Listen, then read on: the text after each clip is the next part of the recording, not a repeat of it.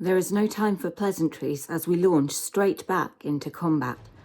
The lead wild forest vegan, the one who had used a thorn whip to acquire Bjorn's axe after he dropped it on the ground, was the first to act. He used Misty Step to teleport 30 feet away, then his movement and action to dash a total of 70 feet beyond that, taking him far out of range of the group. The only one with any hope of catching up to him was Cora, the halfling druid still in her dire wolf form. She charged after him. This had absolutely nothing to do with the fact that the player was missing the session due to a holiday in Poland. The next vegan to go cast Healing Word on himself and launched a magic-imbued lump of tofu at Callie before running away, wanting to keep his distance from the angry man with the big sword and the even angrier dwarf who had just seen his favourite weapon whisked away. Bjorn moved closer and shot a vegan with his crossbow.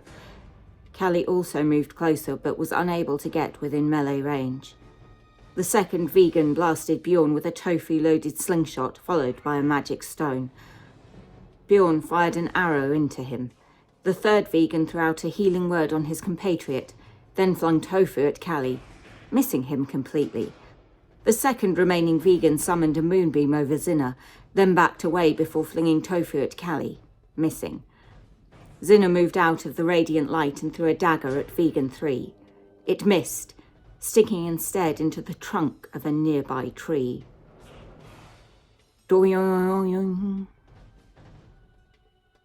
Asher, who was most definitely not held up at work, decided to rush after Cora in case she needed help, his short swords drawn as he had only 10 arrows left. The third and final wild forest vegan remaining on the field took 2 tofu shots at Zinna. Both hit, the second lump of tofu landing right between her eyes, knocking her unconscious. Unable to heal her, Bjorn and Callie could only continue to attack the vegans. The second vegan blasted Bjorn with a tofu-loaded slingshot followed by a magic stone. Bjorn fired an arrow but missed. Callie killed him with ease, destroying his moonbeam, retrieving his hand axe and turning towards Vegan 3. Zinna made and failed her first death save. Seeing the effectiveness of the moonbeam on Zinna, the third vegan cast it over Callie, who was closing in on Vegan 1. His strong constitution resisted taking full damage. In desperation, Vegan 1 tried and failed to strike at Callie after healing himself. Bow bolt from Bjorn missed its target as he used Spare the Dying to stabilize Zinna. Then he went to aid Callie. The vegan tried to run, but Callie was able to stay within range enough to hit with his hand axe. Bjorn could not move as fast, but did his best to keep pace. The vegan failed to hit Callie as the fighter brought down his greatsword, splitting him in 2. A tall half-orc with green skin wearing chainmail strode into the area. He held himself with confidence, his presence quietly dominating. This was Yancey, a cleric who followed Korak, the god of war. He had made his way from Dragonfell to Willowfen after receiving a vision from his god, foretelling danger in the northwest. As with most godly visions, it was suitably vague, the only useful information being an image of an angelic-looking man with a dark aura of ill intent. Yancey walked up to the unconscious Zinna, a white rabbit lying on the ground, and asked, "Is anybody going to eat this?" Hearing this, Bjorn and Callie went back over to their fallen comrade, Callie retrieving his hand axe from the corpse but not bothering to loot it, as he didn't expect to find anything useful on a vegan. Asher also returned, out of breath, having failed to catch up to Cora and the vegan she was chasing. Yancey mentioned he had seen what he believed to be a druid being chased by a wolf. The man had thrown a huge axe at him and kept on running. As Yancey took the axe out, Bjorn told him that it was his axe. Yancey replied that it was his axe now. Bjorn was not impressed. Yancey told him that he could have the great axe, but that he was not the rightful owner. Bjorn did not question him any further about what he meant, nor how he had come to read about this axe in historical books. Instead, he checked it over to make sure it hadn't been damaged or tampered with in any way. After some discussion, Yancey agreed to join the others. He had no prior knowledge of Willowfen and was happy enough to help out. Bjorn, having had a turbulent past with orcs, was mistrustful, but glad of the extra healing he provided to the group. Zinna looted the corpses, finding 3 lumps of tofu ammo, a vial of strange grey-white liquid, and a piece of rolled-up white paper that seemed to be stuffed with a selection of herbs. Yancey piled the corpses up, said a prayer, and burned them.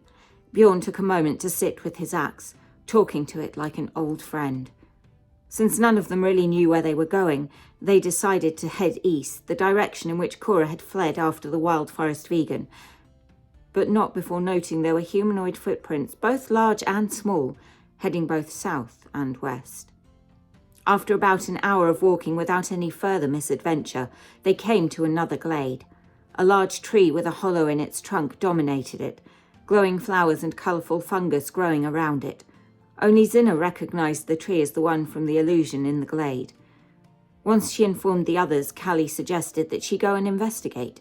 She cautiously stealthed her way forward, noting nothing unusual about the tree. The hollow was large enough that both she and Bjorn would be able to get through, but it may prove a challenge for the taller group members. Bjorn came over to inspect it, noting that there was a draft indicating some sort of airflow. His dark vision allowed him to see just far enough inside to be able to tell that the hollow widened. Asher, the ranger, rolled a 2 on nature, checking the glowing flowers. Callie tried to look at the fungus, perhaps to discern whether or not it was toxic, but after rolling his die, he changed his mind. Zinna and Bjorn both made their way into the hollow. Asher attempted to enter next, putting his feet in first. He rolled a 7 for acrobatics and got stuck. Zinna grabbed an ankle to try to pull him inside, whilst Callie and Yancey each grabbed an arm to pull him out. He took 1 point of yanking damage as he was easily pulled from the hole, the sheer force bringing Zinna along for the ride, clinging to his foot. Bjorn, from within, raised his axe and managed to widen the hollow enough for Yancey to attempt to enter. He snagged himself on the sharp, ragged edges, but made it inside. Callie got in without trouble, and, having learned from his first attempt, so did Asher. Once inside, the group decided to take a long rest. Callie and Zinna, neither of whom felt the need of a full sleep, agreed to take watch. The hollow widened into narrow tunnels leading off underground.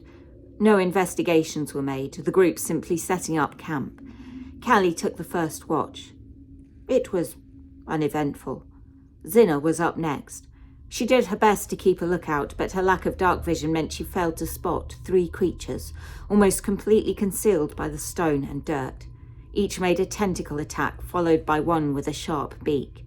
Bjorn and Asher were rudely awoken as they were pierced and slashed. Zinna was also mauled, and initiative was rolled.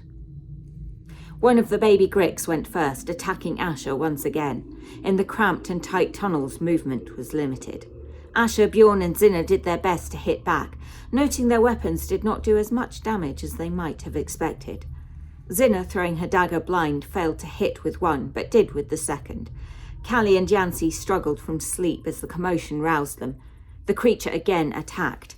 Asher went down, unconscious. He failed his first death save as Bjorn tried to fight the one on him. Zinna again flung her daggers. The creatures attacked again, Yancey casting Healing Word on Asher before he failed more than one death save. Callie lit a torch, choosing to use his weapon one-handed to be able to see. There was a lot of missing each other with blows between Asher and the baby Gricks. Zinna took the first 2 down, and it was Bjorn who delivered the killing blow to the third. The group then bedded back down, and a long rest was finally taken, undisturbed. Rested and refreshed, and still no sign of Cora, the group decided to explore the tunnel to the right. They were forced more or less into single file, with Bjorn and Asher leading the way. Both failed to spot more Gricks hiding in the walls. They were taken by surprise, but these were much larger than the ones which had attacked the previous night. Asher cast Hunter's Mark and hit with his short sword, Bjorn with his axe. Zinna, holding a lit oil lamp in one hand, could throw only one dagger. Callie, lighting another torch, hurried through to the danger whilst Yancey cast Bane, both creatures failing the charisma save. Blows were exchanged, but the Gricks barely hit with the effects of Bane. The group collectively damaged them slowly. Callie, heading round to flank with Asher, failed to notice the third. It noticed him, attacking, unafflicted by Bane. Callie dropped his torch in order to be able to wield his weapon to its full potential. Asher, Bjorn and the two affected Gricks were all failing to hit one another. Bjorn threw out a thunderous smite and Yancey called up his spiritual weapon. It took the form of a very large war axe. Not a chaos cake. Most definitely not a chaos cake. Oh, you haven't heard of that before? It's on D&D Beyond. Search the homebrew. That's mine. It was the spiritual weapon that eventually felled the first Grick, Yancey losing Bane as he sustained enough damage to disrupt his concentration on the spell. Asher once again viciously missed the Grick he was attacking. Yancey swung out with his mace, a natural one narrowly avoiding Zinner. He used his War Priest ability to make a second attack. Asher finally hit, killing the second Grick. The spiritual weapon took out the final one, and the group did not delay in continuing on. Yancey healed Asher, and Bjorn used Lay on Hands on himself. Bjorn took the lead, failing to note another Grick. Once more the group were engaged in battle. Bjorn was mostly blocking the tunnel. Asher was able to get round and Zinner followed in. Crouching low, she created enough room for Callie to pass over her. Yancey could not get close enough to attack with anything bar spells, but with the 5 of them attacking, the Grick did not last long. Bjorn's vow of enmity and a divine smite, putting it down. And it is here we shall pause, before they run into any further trouble. I wonder whether they will make it out alive.